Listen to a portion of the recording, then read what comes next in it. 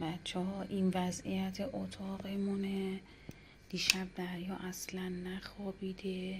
چراغم رو روشن کردم که شما کامل ببینید. اینه تخمه که دیشب خوردیم نبردیم، اون وقت نشده. این وضعیت گهوارشه. اینم وضعیت میز و الان تونستم دریا رو بخوابونم. خوابیده. باورتون نمیشه که چقدر دوشک و همه چی کثیف کرده. این دوشک خودشه که کثیفش کرده، به اضافه 2 تا قنداقش از این قنداق فرنگی ها که نرمه میخوابه توش، اونا رو کثیف کرده. 2 تا پتو کثیف کرده، همش روش استفراغ کرده. از دیشب همینجور بالا آورده. ملافه تختمونم که استفراغی باید جمع کنم، رو تختمونم استفراغی باز باید جمع کنم و به هم ریختگی هایی که توی اتاق اتفاق افتاده. دیشب کلن این بچه بیدار بود تا صبح، تا 5 هم دوباره یه نیم ساعتی خوابیده، دوباره بیدار تا ساعت 1 ظهر. اینم آشپزخونه است که حالا دیشب آشپزخونه رو جمع کردیم بعد خوابیدیم. حالا دیگه خرید کرده به روز اینجا مونده با یه مقدار ظرف و اینا. نهارم شوتی ها به روز گرفته دریا رو. من شوتی دونستم یه دمپخت گوجه بذارم که حالا آماده از زیرش هم گرفته، خاموشش بکنم. فقط من ساعت رو نشون شما بدم که ببینین ساعت چنده و ما تازه میخوایم نهار بخوریم. اینه ساعت 5:35 است. خب و هنوز ما غذا نخوردیم. اینم منم که فقط تونستم شوتی و تون زمانی که نهار درست کردم به بهروز گفتم اینو 5 دقیقه بگیر، شیرم بخواست گشنش، گفتم بگیرش من برم هموم کنم. فقط یه آب تونستم رو تنم بریزم. سر تا پای من پر از استفراغ بود امروز، بس که بچه بالا آوردم.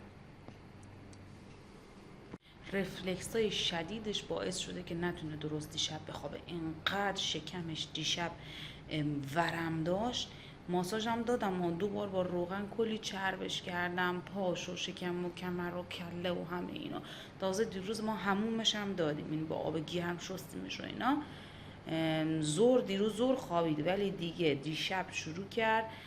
دیشب هم میگم نیم ساعت تا 1 ساعت اینجوری خوابیده، بعدش هم 5 نخوابید بچه. فکر کن از 5 صبح نخوابیده تا 1 ظهر و من به دنبالش بیدار. بهروزم بیدار دیگه. صبح رفته بیرون، بهروز اومده دریا گرفته که دیگه من تونستم یک غذای چیزی درست کنم.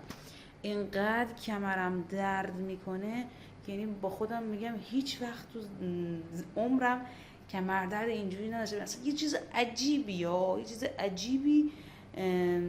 بیشتر ماهیچه های کمرم گرفته، نه که مثلا استخون چیزی گرفته باشه، نه، گرفتگی ماهیچه‌ای خیلی درد میکنه.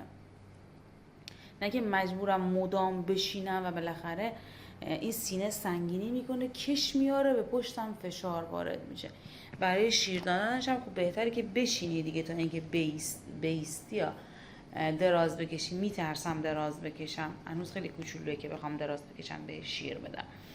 واسه همین من نشسته بیشتر اوقات به شیر من، مگر اینکه دیگه خیلی داغون باشم، خیلی خیلی حالم بد باشه، آره دراز میکشم به شیر میدم که اونم خیلی انگشت شماره، شاید به 10 بارم نرسیده توی این 1 ماه و نیمی که دریا دنیا آمده. دلم میسوزه برایش، گناه داره دخترم. اینم که وضعیت سرکله من دیروز که هموم کردم اصلا وقت نکردم موهامو شونه کنم، موهامو شونه نکردم، همجور فقط یه سشوار کشیدم روش که خشک بشه. سشوارم نکردم، فقط خشکش کردم. امروز هم که الان هموم کردم هنوز موهامو شونه نکردم و گفتم یه فیلم برای شما بگیرم که از امروز من ببینین امروز چه اتفاقاتی افتاده. حالا تا به روز بیاد کارشو انجام بده، ما یه 2 لقمه غذا بخوریم تا دریا خانم خوابه. فعلا خواب، خدا رو شکر. غذا بخورم برم منم تا زمانی که خوابه یکم کنارش بخوابم. برای انفجار اتاقو چیکار کنیم؟ به نظرم که اتاقم باید جمع بشه. خیلی وضعیت اتاق خرابه و اینکه همه چیزاش کثیفه، همه رخت خواباش و پتوش و همه چی کثیفه. فکر میکنم دوباره باید برم براش دوشک بخرم از این هم رخت خوابی که زیر پاشه. دوباره باید برم 1-2 تا دیگه بخرم که در طول یه روز امکان داره مثلا همشو با هم کثیف بکنه. و جالب اینه که در طول روز اگه دریا 4 دست لباس کثیف کنه، اون 4 دست مال منم کثیف میشه، چون دریا استفراغ میکنه رو من، استفراغ میکنه رو منم جیش میکنه و اینا، که یعنی ما مدام در حال شستشوییم، در حال شستشو. باورتون نمیشه از روزی که دریا دنیا ما چقدر مایع لباس خریدیم، هم برای خودش که حالا مایع لباسش جداش، هم برای ما مصرف مایع لباسمون به شدت بالا رفته، به شدت دیگه. این از امروزم بود، بازم از امروز براتون میگیرم تا آخر شب ببینیم که چی برامون پیش میاد و دریا با ما چه میکنه. دریا کلا از دیشب متلاطم بوده، وضعیت جوی ناب و سامان بوده.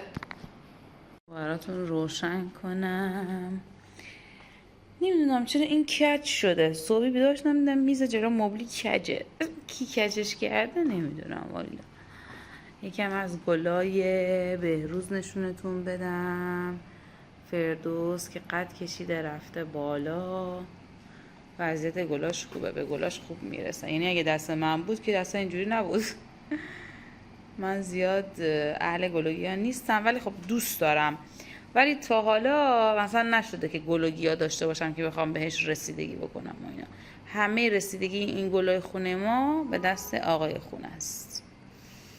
بله قد کشیده، ماشاءالله بگینا، چش نزنین، ماشاءالله ماشاءالله بهش بگین، ماشاءالله گلامون خراب نشه، ماشاءالله. و این عزیز جان که بسیار زیباست و من خیلی دوستش دارم. شما چطور اهل گلوگیا هستین؟ بگین، کامنت کنید، نظراتتون رو راجع به گلوگیا هامون هم بگین. اینم از گل مال بلا که خوشگلن که نازن. واقعا میخوام که سر یه فرصت مناسب بشه بتونم پنجره های خونه رو تمیز کنم. بارندگی که شده زده، بعد خاک و این چیزا هم جمع شده، نه که پنجره‌مون چی شده از بیرون. نمیدونم واقعا چجوری تمیزش کنم، سخت تمیز کردنش. یک روش خوب میخوام برای تمیز کردن. از این چیزا هست که دو طرف فست میزنه، اینجوری هم بیرون هم به داخله اینجوری میزنه پاک. البته نمیدونم کجا داره که من بخوام بخرم، ولی حتما باید بخرم چون چیز خیلی خوبیه و پنجره‌هامو تمیز میکنه. اصلا نمای پنجره‌ها خیلی ناجوره، میبینین؟ و حتما بخرم. این پنجره هم اینجا، پنجره اتاقمون هم همینجوری شده.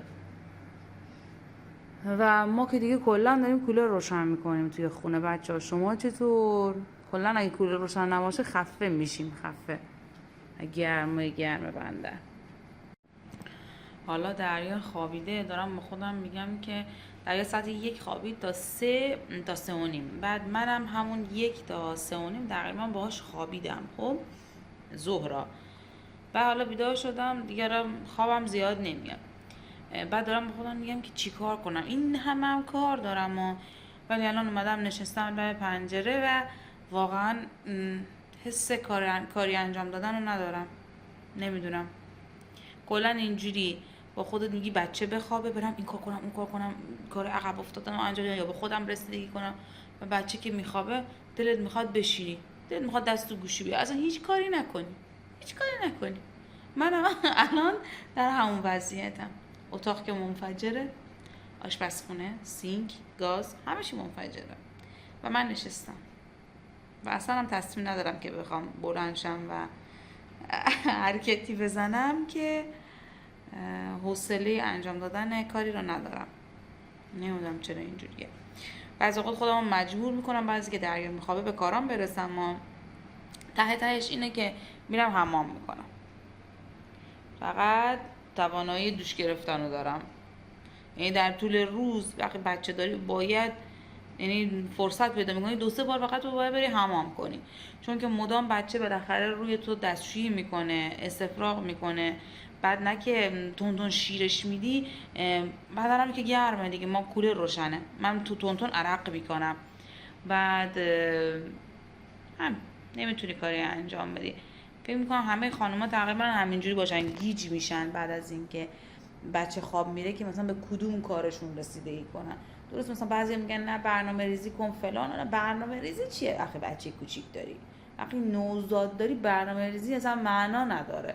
اینقدر خسته ای، اینقدر کمبود استراحت داری و از نظر فکری و روانی درگیری داری برای اینکه بتونی بچه‌تو به خوبی بزرگ کنی، به بچه‌ت به خوبی رسیدگی کنی. مخصوصا وقتی که مامان اولی باشی، به نظر من بیشتر اینجوریه. من که مامان اولیم، بچه اولمه و خیلی چیزا رو دارم تازه تجربه میکنم. خب و اصلا به خودم سخت نمیگیرم. قبلا با خودم میگفتم مثلا نه بچه دنیا بیا سعی میکنم مثلا به هم ریخته نباشه خونه کنم، ولی الان میگم نه، اصلا برام مهم نیست که همه چیز به هم ریخته باشه، دور و برم همه چی قراقاتی باشه و اینا.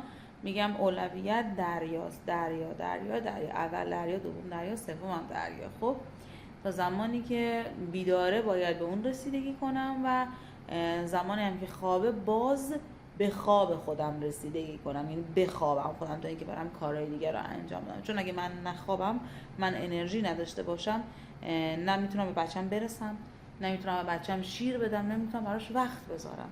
پس اولویت بچه است فعلا. الان دریا 1 ماه خوردیشه، تقریبا 27 میشه 2 ماهش و دیگه کم کم داره اوضاع بهتر میشه براش. مثلا گریه هاش کمتر، حالا گرچه دیشب تا صبح امروز خیلی گریه کرده، ولی مثلا دیروز خیلی خوب بود، گریه نکرد. دیگه بعضی روزا اونجوریه، بعضی روزا اینجوریه که باید باش بسازیم، سازگاری کنیم دیگه. ایشالله که تو ماهای آینده این گریه هاش کمتر میشه، دل درداش کمتر میشه و منم به روال عادی زندگی بیشتر برمیگردم. خب و روتین زندگیم عادی تر میشه و از این وضعیت خستگی و اینکه نمیتونم به خودم، به زندگی و به خونه و حالا به خورد و خوراک و اینا برسم، وضعیت بهتر میشه. همیشگی نیست که. پس اگه شما در شرایط من هستین، زیاد به خودتون سخت نگیرین. گرچه من سخت میگیرم، ولی نسبت به مهدیسی که قبلا بود خیلی کمتر سخت میگیرم. یعنی به خود قبلا هم که نگاه میکنم و به خود الان هم که نگاه میکنم، میگم اگر من مهدیس قبلا بودم و توی این شرایط بودم، داغون شده بودم. ولی الان تصمیم گرفتم که اونقدر به خودم سخت نگیرم، سازگارتر بشم و بسازم با شرایط کنار میام و بپذیرم که من الان یک مادرم که یک نوزاد دارم و اولویت من نوزادمه و رسیدگی به بچمه و بقیه چیزها اولویت های بعدی هم و به کنار هستن.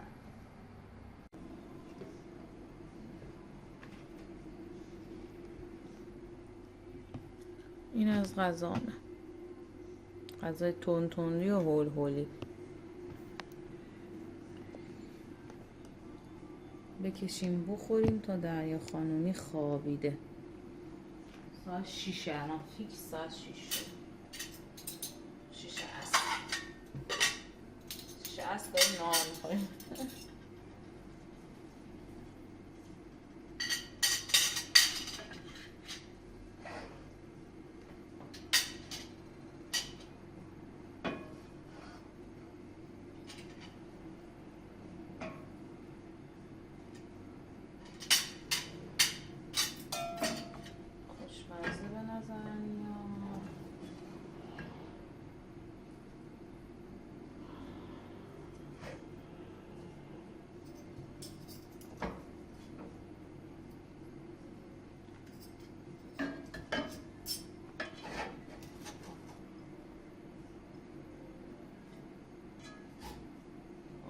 دیگه میگم تایش گرفته.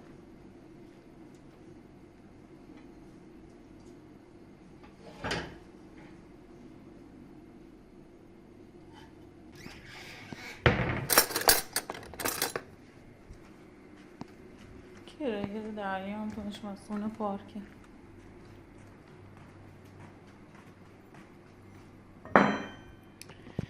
این ترشیم تموم شده، یه چیز توش نمونده.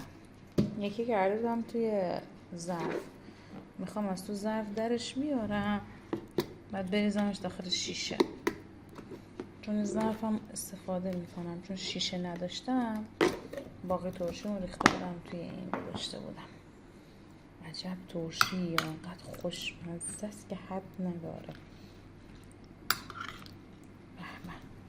من عاشق این ترشی هم. یکی این ترشی، یکی ترشی انبه. حالا فصل انبه بشه میاد تا یه ماه دیگه انبه، ترشی انبه بذاریم. آشیش ببینم خودم.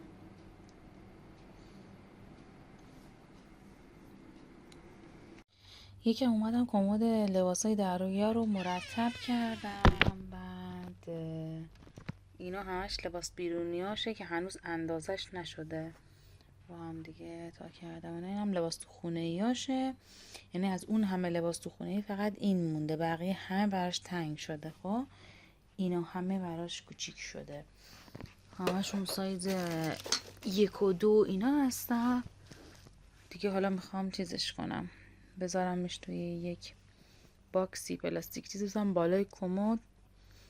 یه وقتی شاید برای بچه دوم به درد بخوره، شاید برای بچه مهتاب بشه، مهتاب بچه دار بشه بدیم به مهتاب.